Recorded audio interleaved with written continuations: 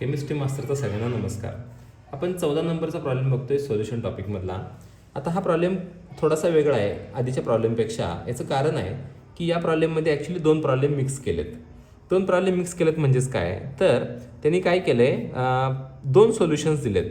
मग पहिलं जे सोल्युशन आहे ते सोल्युशनमध्ये आपण एक्स नावाचा कंपाऊंड टाकला आहे आणि जे सेकंड सोल्युशन आहे त्या सोल्युशनमध्ये आपण वाय नावाचा कंपाऊंड टाकला आहे.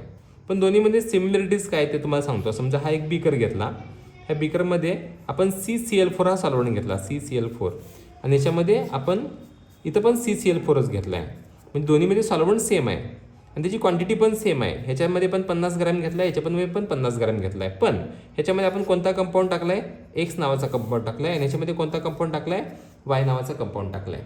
मग दोन वेगवेगळे सोल्युशन तयार झाले. मग या दोघांसाठी आपण गिवन लिहूया.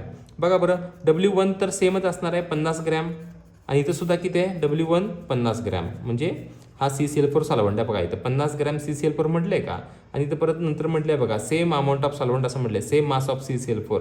त्यामुळे दोन्हीकडे 50-50 येणार.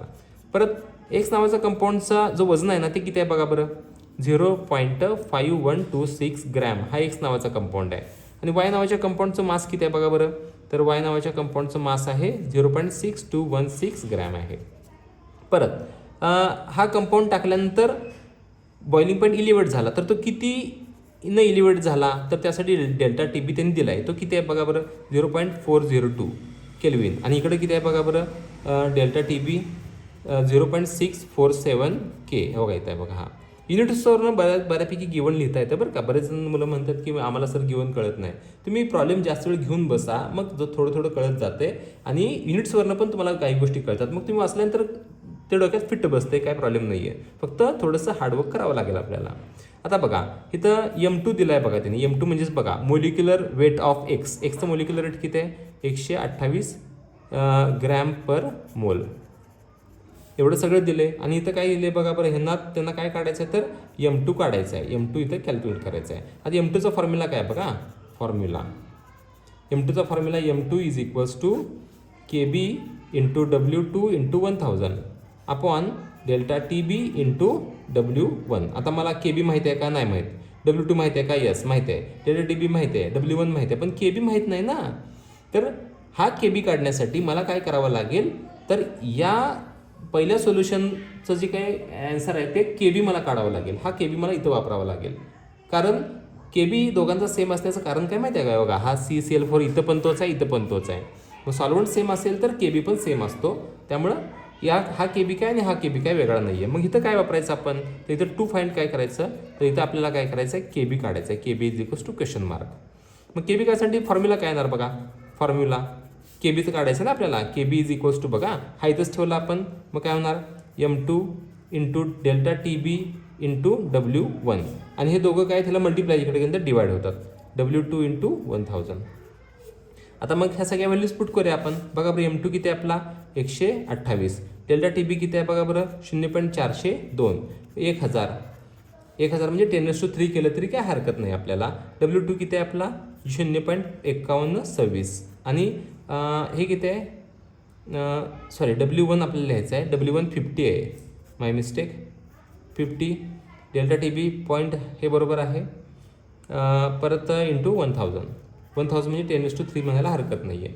आता या सगळ्यांचं कॅल्क्युलेशन करायचं आपल्याला. मग कॅल्क्युलेशन कसं करायचं बघा, इथं किती आहे, तर पहिला आहे तो हा आहे 128. 128चा लॉग किती येतो बघा बरं, तर 12चा 8 मध्ये 2.1072. परत याचा किती येतो आहे, 1.6042. आणि याचा किती येतो आहे, 50चा 1.6990. ह्या सगळ्यांची ॲडिशन करायची. कशी ॲडिशन करावी, 4 0 1 4.3 हे सम असणार आहे. परत पुढं काय करणार आपण, तर ह्या दोघांची ॲडिशन करणार, ह्या दोघांचं मल्टिप्लिकेशन करणार. मल्टिप्लिकेशन केलं तर 3 पॉईंटने इथं येतो बघा, इथं पॉईंट येतो. हे तर ह्याला मल्टिप्लाय केलं तर इथं पॉईंट आला, म्हणजे याचा कॅरेक्टरिस्टिक आला 2 वजा 2 पॉईंट. आता 51चा 2 6मध्ये बघायचा. 51चा 2 6मध्ये किती येतो, 70 97. समजून घ्या, मी 1000चा मुद्दा म्हणून बघत नाही. 1000ला मल्टिप्लाय केल्यानंतर पॉईंट हा इथून मी इथं कन्सिडर केला. हा कन्सिडर केल्यामुळे याचं कॅरेक्टरिस्टिक मी 2 घेतलेला आहे. परत याची वजाबाकी करा, किती येते, 7 0 0.7.0 म्हणजे बघा 14तनं 7 गेले 7 आले, परत 9तनं 9 गेले 0 0 0, परत इथं 14तनं 7 गेले 7 आणि 2 0 आले. म्हणजे याचा काय बघायचा, अँटीलॉग बघायचा. अँटीलॉग किती येतोय तर 5020, 0 पॉईंट म्हणजे 5 पॉईंट. हा काय मिळाला तुम्हाला, के बी मिळाला. हा जो के बी आहे ना तुम्ही वापरणार आहे इथं गिवनमध्ये. मग आता बघा हा के बी मिळाला, हा के बी हा सेकंड सोल्युशनसाठी आपण वापरूया. मग सगळ्या व्हॅल्यूज पुट करूया. बघा बरं, M2 इज इक्वल्स टू के बी किती आला आहे 5.020 इंटू W2 किती आहे आपला 0.6216 इंटू 1000, 1000 म्हणजेच 10⁻³ डेल्टा टी बी किती आहे 0.647 इंटू तुमचा W1 किती आहे 50 ग्रॅम. आता हे सगळ्यांचे लॉग बघूया आपण. बघा बरं याचा लॉग किती, याचा लॉग म्हणजे याचा हा येतो किती येतोय 0.7007. परत याचा किती येतोय 1.7928. परत 1000चा किती येतोय 3.0000. ह्या सगळ्यांची काय करायची असते ॲडिशन करायची. बघा किती येते मग 5394.3 मायनस. आता या दोघांची सम करायला पाहिजे आपल्याला. तर ह्या दोघांची सम करण्यासाठी आपण काय करूया मग पहिल्यांदा, तर पहिला ह्याचा लॉग बघावा लागेल. ह्याचा लॉग किती आहे मग बघा बरं 1 एक मिनटं, याचा 1 पॉईंट याचा किती बघायचं आपल्याला तर 64चा 7मध्ये लॉग बघावा लागेल. मग 64चा 7मध्ये लॉग लॉग लॉग लॉग 64चा 7मध्ये लॉग बघायचं आहे. 64चा 7मध्ये 8109 परत प्लस W1 किती आहे 50, 50चं म्हणजेच 1 पॉईंट. 50चं किती असतं मग अशी घेतली आपण 6990 किती येतं बघा बरं 9 9 1 10 0 हातच्याला 1 8 1 9 6 15 5 हातच्याला 1 2 वजा 1 पॉईंट. मग आता हे याचा काय बघायचं आपल्याला अँटीलॉग बघायचा. सॉरी अँटीलॉग बघायचं नाही आहे, सॉरी यातनं हे मायनस करायचं आहे 1.5099 किती येतं बघा बरं 5099. याचं आपल्याला किती 15तनं 9 गेले 15तनं 9 गेले 6, 12तनं 9 गेले 3, परत 8, परत 14तनं 5 गेले 9, 2तनं 1 गेला 1. त्याचा काय बघायचा अँटीलॉग बघायचा.